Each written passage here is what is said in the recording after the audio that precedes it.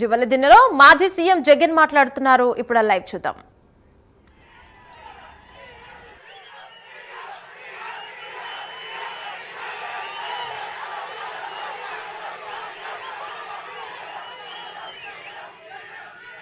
ఇంకా అన్నిటికన్నా విచిత్రం ఏమిటో తెలుసా?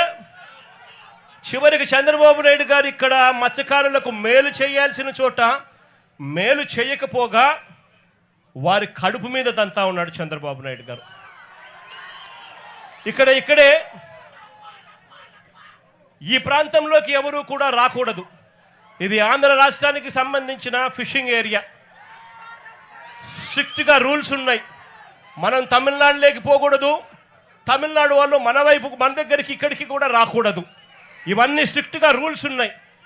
రూల్స్ ఉన్నా కూడా పక్కన తమిళనాడు నుంచి కరైకల్ ప్రాంతానికి చెందిన బోట్లు, మెకనైజ్డ్ బోట్లు మన ప్రాంతానికి ఇక్కడికి వచ్చి వాళ్ళు మెకనైజ్డ్ బోట్లతో ఇక్కడ మన మత్స్య సంపదనంతా కూడా తరలించుకొని పోతూ ఉంటే మన వాళ్ళు కడుపు మండి, మన వాళ్ళు తినడానికి ఇబ్బంది పడే పరిస్థితుల్లో కడుపు మండి రాష్ట్ర ప్రభుత్వం పలకని పరిస్థితుల్లో ఆ బోట్లను మన మత్స్యకారులే దగ్గరుండి ఆ బోట్లను పట్టుకొని పోలీసులకు అప్పచెప్తే పోలీసులు ఆ బోట్ల మీద కేసులు కట్టి ఎఫ్ఐఆర్లు చేసి ఆ బోట్లను సీజ్ చేస్తే ఆ సీజ్ చేసిన ఆ బోట్లను, ఆ ఎఫ్ఐఆర్ కట్టిన ఆ బోట్లను చివరకు మళ్ళీ ఏమైంది?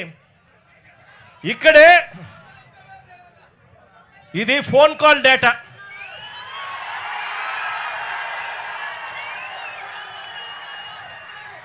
బీదా సోదరులు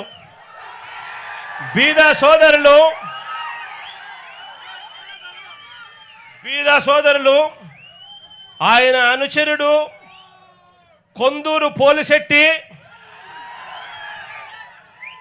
అక్కడ బోటు యజమానులు అశోక్, వీరి మధ్య జరిగిన సంభాషణలకు సంబంధించిన కాల్ డేటా, టెలిఫోన్లో మాట్లాడిన కాల్ డేటా, కాల్ నెంబర్లు, వీళ్ళందరూ కూడా కుట్రబన్ని ఒకరితో ఒకరు మాట్లాడుకొని నారా లోకేష్ అనే వ్యక్తి ఇప్పుడు మార్చి 12వ తారీఖున ఇటుకు వస్తాడు. మార్చి 16వ తారీఖున ఈ బోట్లు ఇక్కడి నుంచి పోతాయి. అంటే మత్స్యకారుల మీద కడుపు మీద కొట్టడం కోసం ఏకంగా ఇంతమంది దొంగలు, ఇంతమంది పెద్ద పెద్ద దొంగలు, ఒకరు ముఖ్యమంత్రి కొడుకు, ఒకడు ఎంపీ, ఇంకొకడు ఎమ్మెల్యే, ఇంతమంది కలిసి ఎవరిని తన్నేది? చిన్న చిన్న పేదవాళ్ళైన మత్స్యకారులను తనడానికి, కడుపు మీద కొట్టడానికి ఇంతమంది ఏకమవుతారు. నేను అడుగుతా ఉన్నా, వాళ్ళ మధ్య జరిగిన టెలిఫోనిక్ ఫోన్ సంభాషణలు, కాల్ డేటాలు కూడా ఈ మాదిరిగా అందుబాటులో ఉంటే, ఈ డేటా అంతా కూడా కనిపిస్తూ ఉంటే ఒక్కరినన్నా అరెస్ట్ చేశారని అడుగుతా ఉన్నాను. అంటే బోట్లకు సీజ్ చేసి ఎఫ్ఐఆర్ చేసి సీజ్ చేసిన బోట్లను దగ్గరుండి అధికారంలో ఉన్న ఈ పెద్దలే వీళ్ళే దొంగతనం తీసుకొని పోతే వీళ్ళు చేసింది ఏమిటి అని అంటే కేవలం పోలీసులను కొంతమందిని ట్రాన్స్ఫర్ చేసినారు.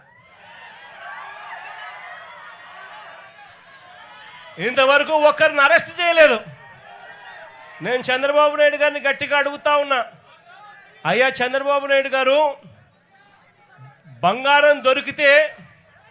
బంగారం దొరికింది అని చెప్పి పోలీస్ స్టేషన్లో కేసు పెట్టి పోలీస్ స్టేషన్లో సీజ్ చేసి ఆ సీజ్ చేసిన ఆ బంగారాన్ని ఎవరైనా దొంగతనం చేసుకొని పోతే మీరు ఇట్లే ఇడిచిపెడతారా అని అడుగుతా ఉన్నాను చంద్రబాబు నాయుడు గారిని.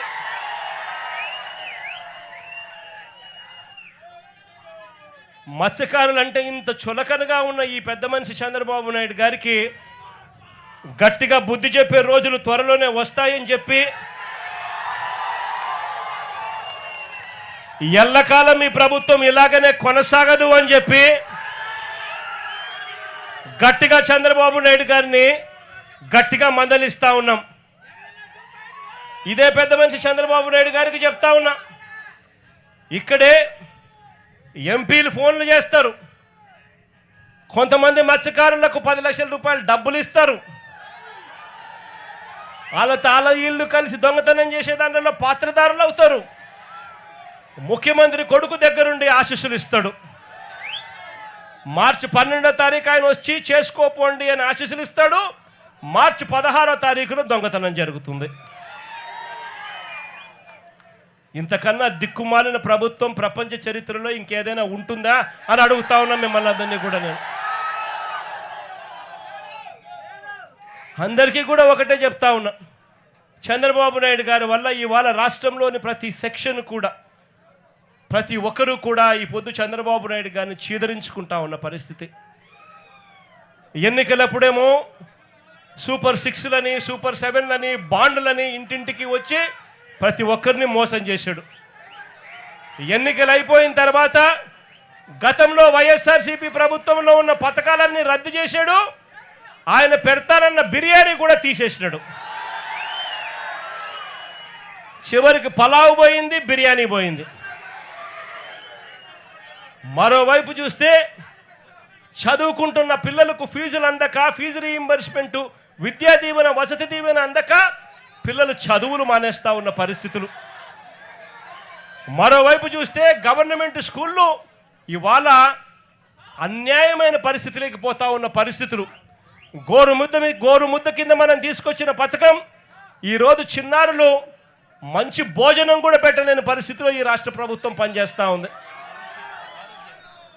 పిల్లల చేతుల్లో ట్యాబులు కనపడాల్సిన చోట, ఇంగ్లీష్ మీడియం బడుల కింద గవర్నమెంట్ బడులు జరగాల్సిన చోట పిల్లలకు ఈరోజు నాసిరకం చదువులు అందుతావు.